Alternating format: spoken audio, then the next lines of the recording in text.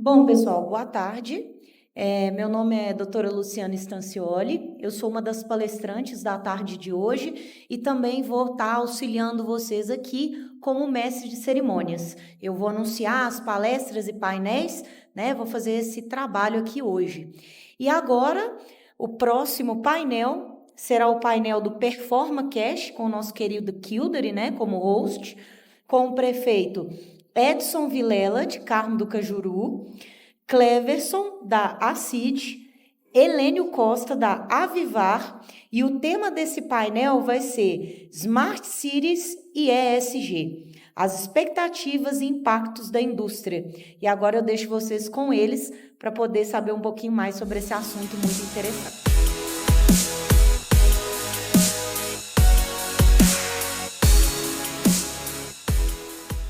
Pessoal, boa tarde a todos. É um prazer, uma honra estar com vocês aqui para a gente fazer esse painel. Bom, nós vamos conversar então aqui sobre 3 temas, né? Inovação, a tecnologia, como que a gente consegue colocar isso aqui na prática, né? E nós estamos com 3 pessoas aqui que conseguem colocar isso aqui bem na prática, né? Inovação, gestão e tecnologia. Bom, vou começar então aqui com o Cleverson. O Cleverson, qual que seria, né, um case de sucesso aí de implementação de tecnologia da indústria 4.0, por exemplo, que foi determinante para a Tricostura assumir a liderança no mercado? Bom, boa tarde. Primeiro, agradecer muito o convite.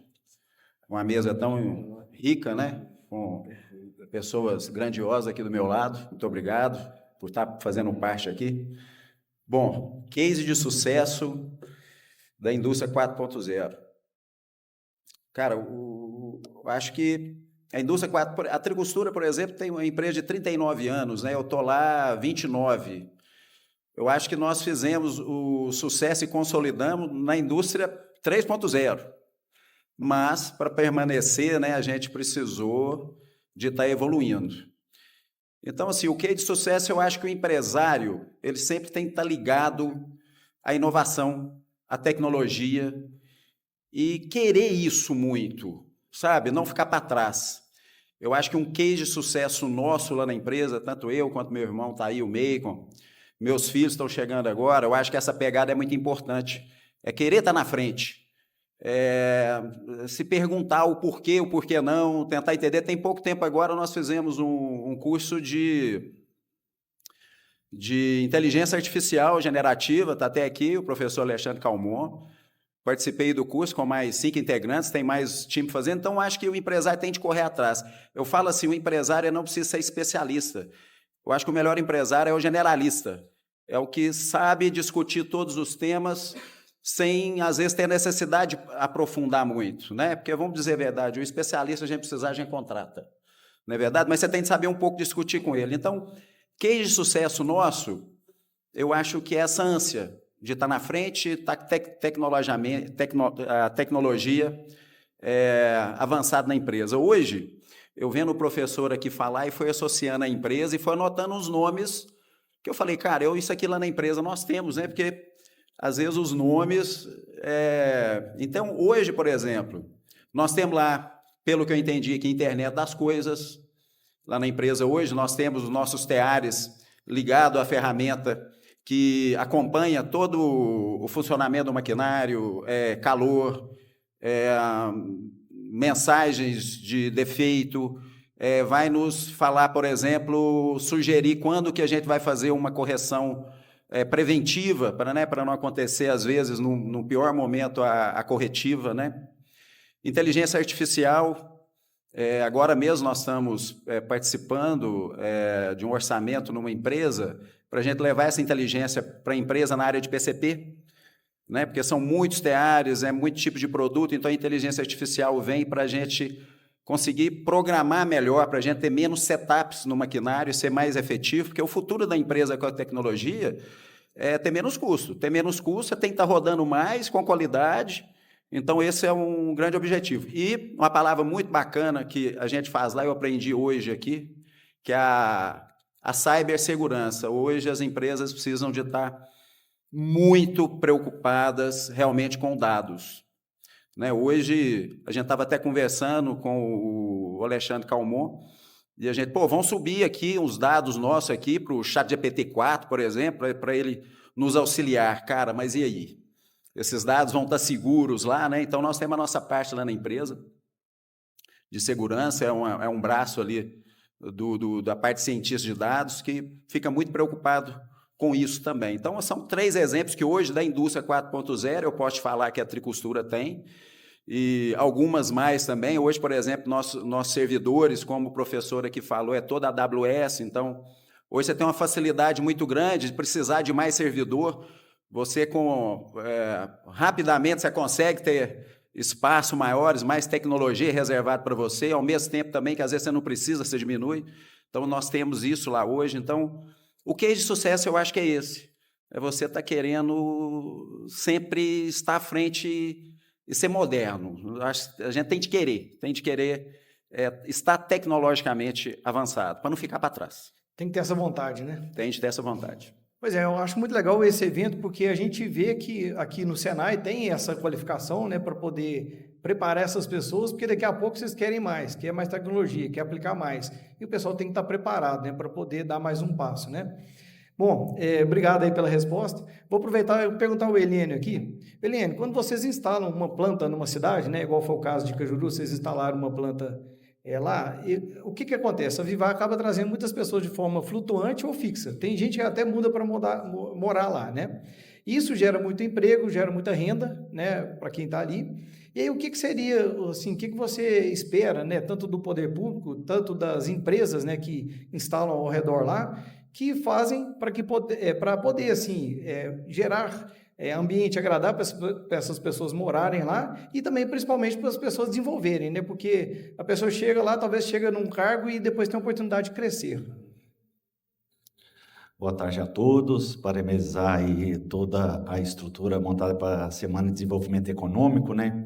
E Morato, que eu posso trazer sobre informações dentro da nossa experiência lá na agroindústria, né? Então, passando alguns números, né, dentro da estrutura da Avivar, que tem efeito dentro da estrutura pública, né? Hoje nós temos lá 3.300 funcionários diretos dentro da nossa estrutura.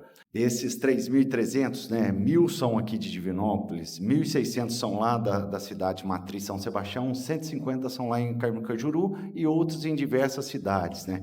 Então, toda a estrutura pública ela tem que estar bem alinhada com a estrutura privada, né? O papel da estrutura privada, né, vai muito além que apenas só gerar um emprego, né? Ele tem toda uma estrutura que é necessário envolver, né? E hoje existe até algumas siglas, né, que fala isso, como ISG, né, que é a questão da comunidade, né? Qual que é o papel da estrutura, né? Então, aqui nós temos nosso time aí de comunidade também, a gente tem vários projetos dentro da comunidade, onde a Vivar está instalada. Temos as parcerias também, Senar, Sebrae. O Sebrae agora nós estamos lançando daqui 2 semanas um projeto para cultivo de grãos aqui na região. Então, em parceria com o Sebrae e o Sicope. Então, essas parcerias com o Senar também, lá na estrutura rural também. Então, são vários projetos que nós estamos atuando dentro dessa estrutura. E dentro desse papel ISG também, a gente fala que qual que é o impacto da companhia dentro da comunidade, né? Então, tudo que aquilo que a empresa possa contribuir, e aqui a gente, de Divinópolis, tem vários exemplos, né? Os projetos de parceria público-privado, em todos os locais públicos aqui em Divinópolis, a gente tem vários exemplos, né? Dentro da estrutura pública conciliada com isso, é uma necessidade de toda a infraestrutura, né? Então, a gente fala da logística rural, que é uma dor muito grande nossa, ela tem que entrar muito forte nisso. Todos os projetos de habitação, nós temos projetos lá dentro da cidade, principalmente em São Sebastião, que é uma cidade muito pequena, né? Com projetos de habitação. Também acompanhamento junto a projetos da comunidade, da saúde. A gente fala lá que a gente tem que ter preocupação total, não apenas com funcionário dentro da companhia também, mas também fora dela, em projetos em parceria com as instituições públicas. Então, é um ecossistema todo gerado dessa relação, né? Existe um grande desafio, né, de equilibrar isso, e a gente sabe que o desafio público quanto privado também tem as suas nuances, mas a gente busca sempre, eu acho que a gestão pública como a privada vem evoluindo e caminhando em conjunto, e a gente tem vários bons exemplos aqui dentro da nossa região. Isso aí, obrigado, Eliane. Quando você falou aqui, eu fiquei pensando como que é a importância dos empresários para fomentar negócios, né? Eu acho que é uma coisa que a gente tinha, eu falo muito no podcast, uma coisa de como que, até eu falei muito com o Luiz Ângelo já, né? Ele lembra bastante sobre isso. Como que Divinópolis e região tem empresas que geram muito emprego e renda, né? E eu fico pensando, a gente tem que falar isso para fora, né? A gente vê produtos de Divinópolis saindo para toda parte, né? Para onde que, depois você até fala até onde chega, né? As golas que vocês produzem. Eu acho que a gente tem que ter esse olhar também, assim, de agradecimento ao empresário, que ele acaba gerando muita oportunidade, às vezes a gente só cobra, né? E eu acho que é interessante a gente ter esse olhar que você trouxe, né? De também a empresa ter essa responsabilidade de ainda ajudar, né, o ambiente ali, as pessoas que vão depois até trazer mais resultado para essas empresas, né? Na capacitação principalmente, né? E um ambiente para essas pessoas morarem. Aí eu vou passar, né, agora a pergunta para o Edson, a gente fazer uma conexão com isso. Ô Edson, como você acredita na prática, né, que a gestão pública pode ali fomentar um ambiente atrativo para as indústrias? Uma boa tarde a todos. Eu gostaria de agradecer, né, pelo convite de estar participando aqui deste painel com vocês e pode ter certeza de que essas trocas de experiências elas são muito importantes para o desenvolvimento da nossa região. O papel que eu vejo aí do poder público nessa questão se resume em duas palavras: não atrapalhar. Quando o poder público não atrapalha o empreendedor, tá certo? As coisas elas fluem de forma maior. Nós tínhamos um empreendedor no passado, que era aquele empreendedor que corria atrás de terreno, que ele queria era área e ele queria algum outro tipo de incentivo dentro dos municípios. O empreendedor hoje, a gente vê que ele quer segurança jurídica para ele instalar o empreendimento dele dentro de um território. Então, a gente precisa, enquanto poder público, não atrapalhar o empreendedor e que as nossas legislações municipais, elas sejam legislações que permitam dar celeridade nos processos de aprovação, de liberação, de licenciamentos ambientais. Quantos empreendedores, às vezes, desistem de implantar determinado negócio numa região porque não tem um licenciamento ambiental? Gasta aí 2 anos, 3 anos, 4 anos para conseguir um licenciamento ambiental.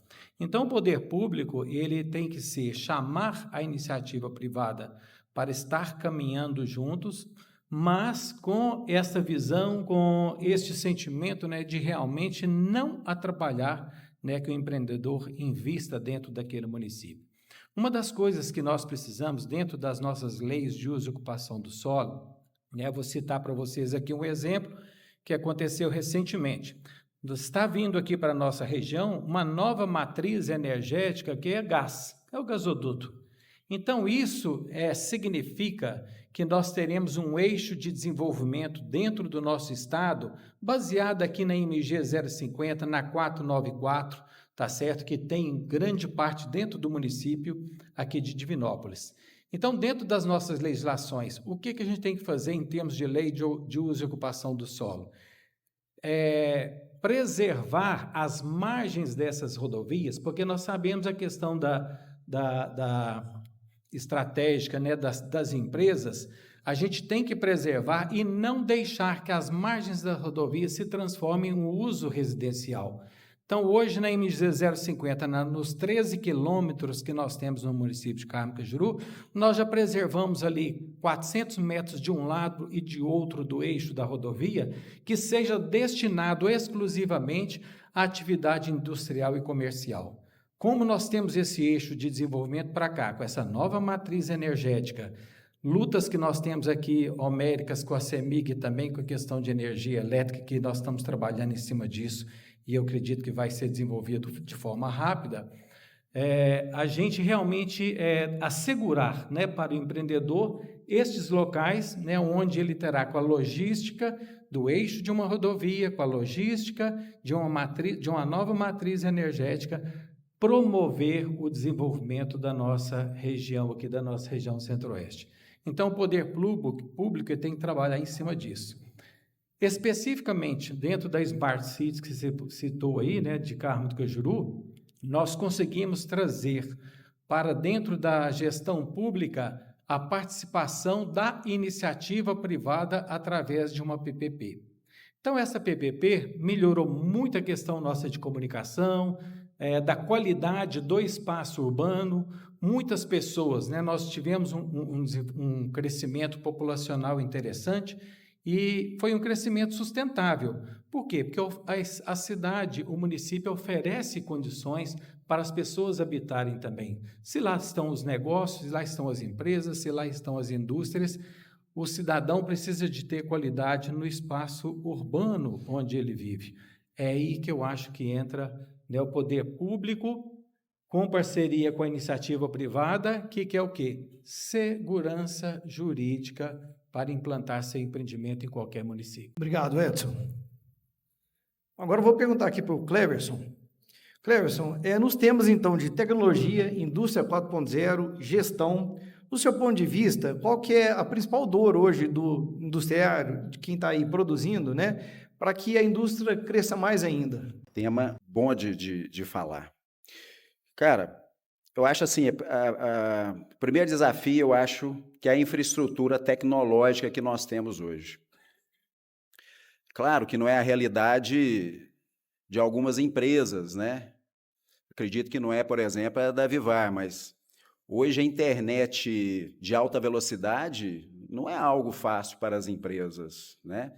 Então, assim, quem tem fibra ótica hoje, e às vezes com link dedicado, são poucas empresas, né? Nós temos empresas instaladas na região, e não só na nossa região, não, gente. Eu acho que é no Brasil inteiro, que às vezes a gente não tem o sinal de celular, né? Então, assim, essa infraestrutura, eu acho que precisa muito ser melhorada. Claro que isso vem acontecendo, mas a gente tem pressa, né?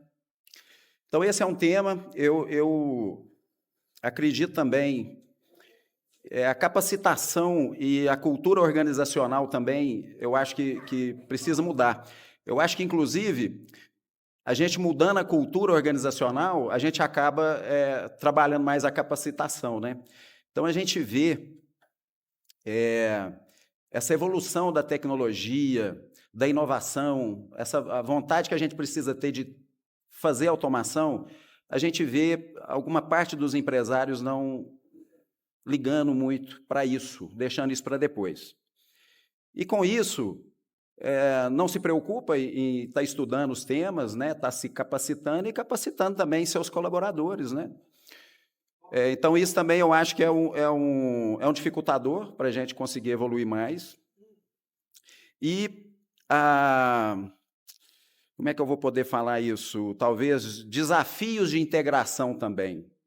A gente visita e conhece muitas empresas que têm tecnologias que talvez hoje nem seriam tecnologias, de tão antigas que são. E, às vezes, elas querem, cara, vou me atualizar. Mas como fazer a integração com a tecnologia nova, às vezes com um ERP antigo?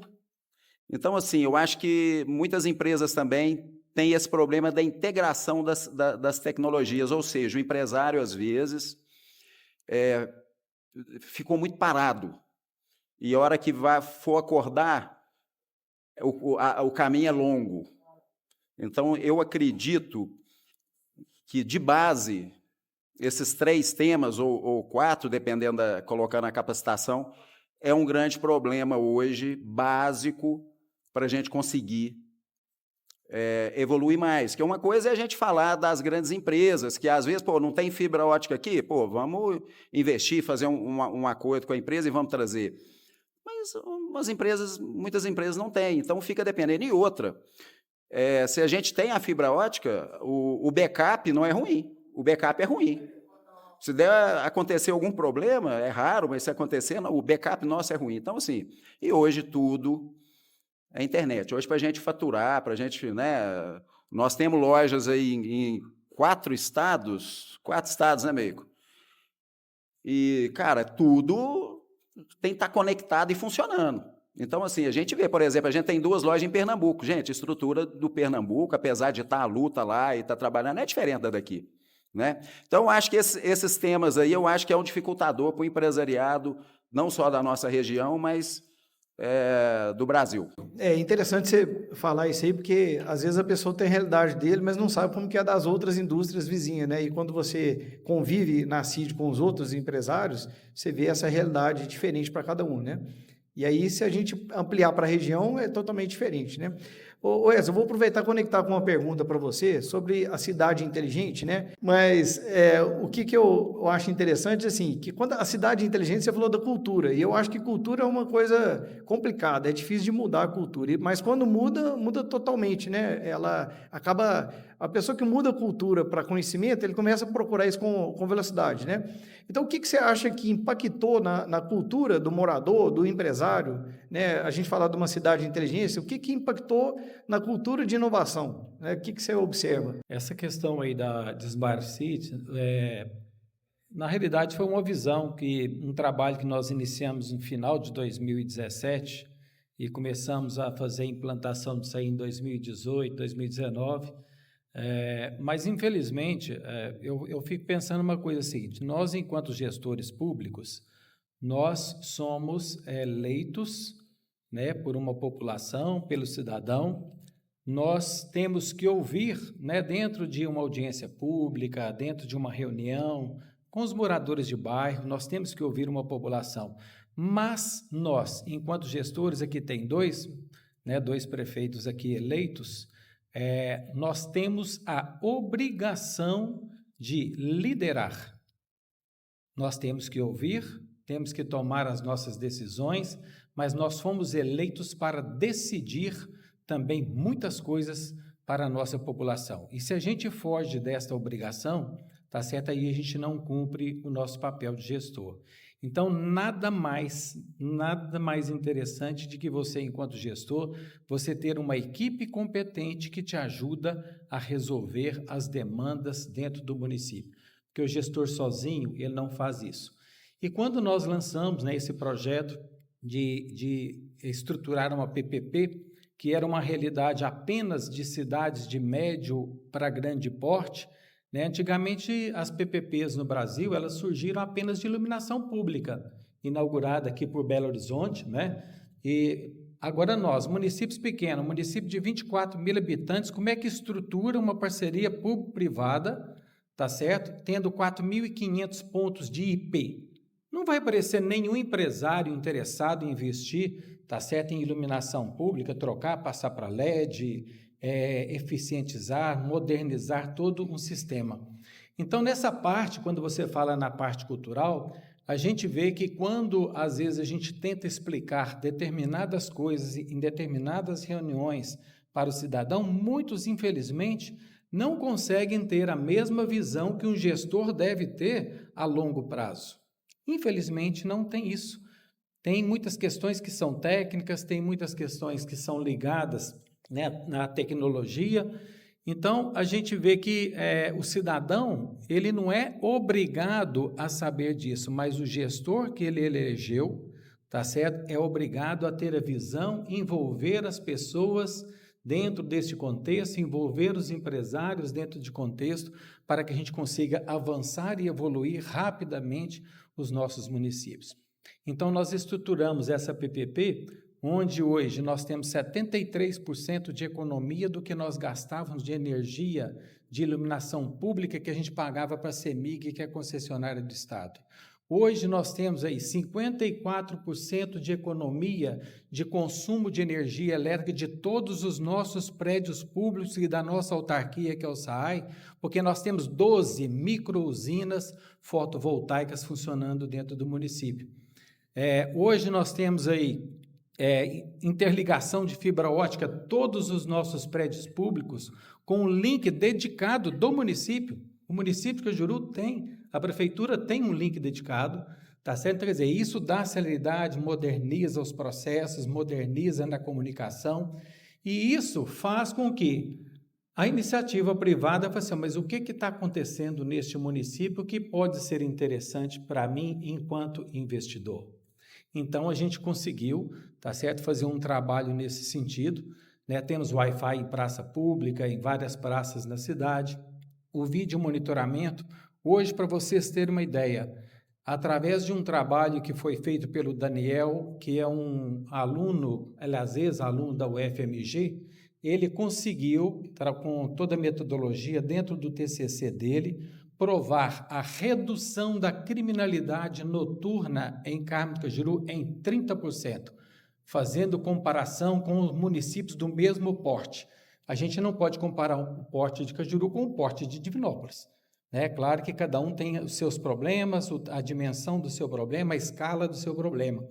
Então, hoje, comparando com vários municípios do porte de Carmo de Cajueiro, só pela questão da iluminação pública, na qualidade da iluminação pública, nós tivemos uma redução de 30% na criminalidade noturna. Eu costumo, às vezes, até brincar com isso, que conforme for passando os tempos aí, eu estou achando que nós vamos ficar devendo crime para o mercado, tá certo? Porque já era baixo de natureza, e assim ainda baixa mais 30%, né? Agora mesmo você vai ficar devendo. O Coronel Marcelo sabe o que é isso, né? O que acontece. Então, a cultura que a gente vê de uma população, ela vai descobrir isso depois quando ela começa a enxergar os resultados na vida dela, tá certo? Mas foi uma iniciativa do poder público, da gestão pública, chamando o parceiro privado para trabalhar junto conosco hoje, que nós temos uma concessionária dentro do município operando todo esse serviço, tá certo? Foi fazendo isso, que a gente acelerou todos esses processos e aí a população pôde sentir.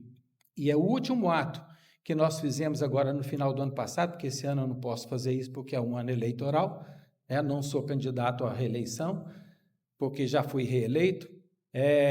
No final do ano passado, nós mandamos um projeto de lei para a Câmara Municipal, onde nós reduzimos a contribuição de iluminação pública do cidadão de Cajueiro em função dos 73% de economia de gasto com energia de iluminação pública na nossa cidade.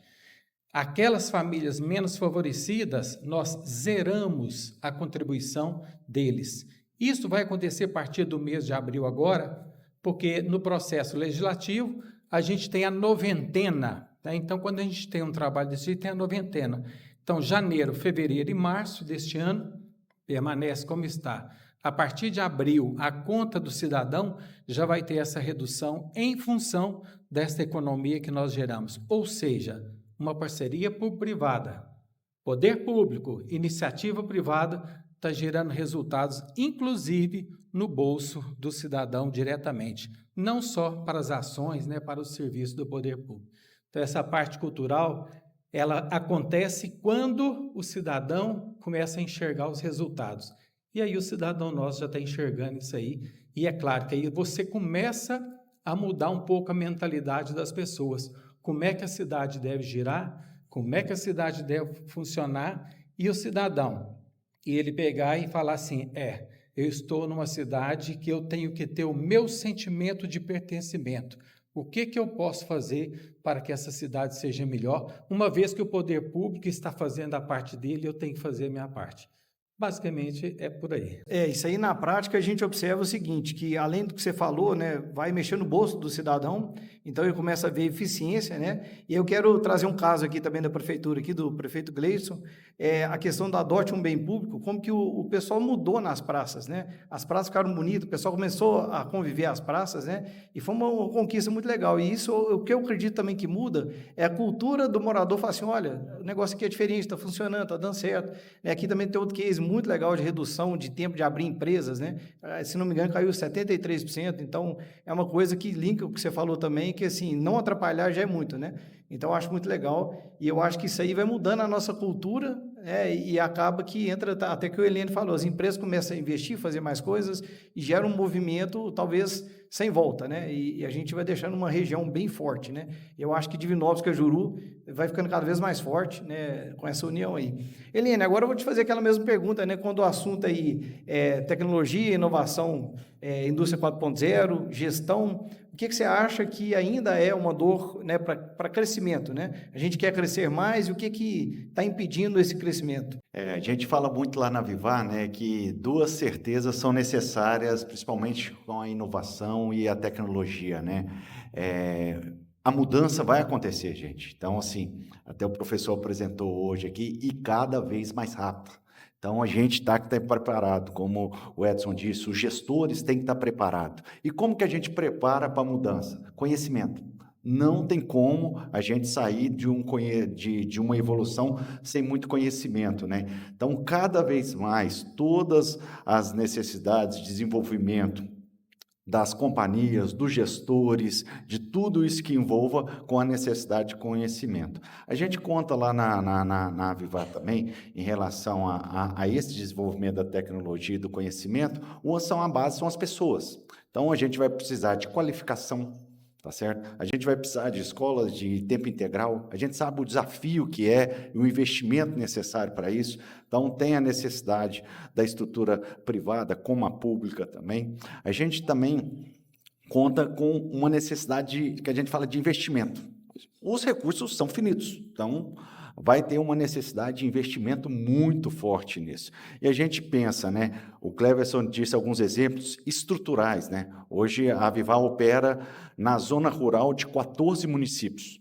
E aí você imagina, né? Como é a tecnologia em 14 municípios na zona rural.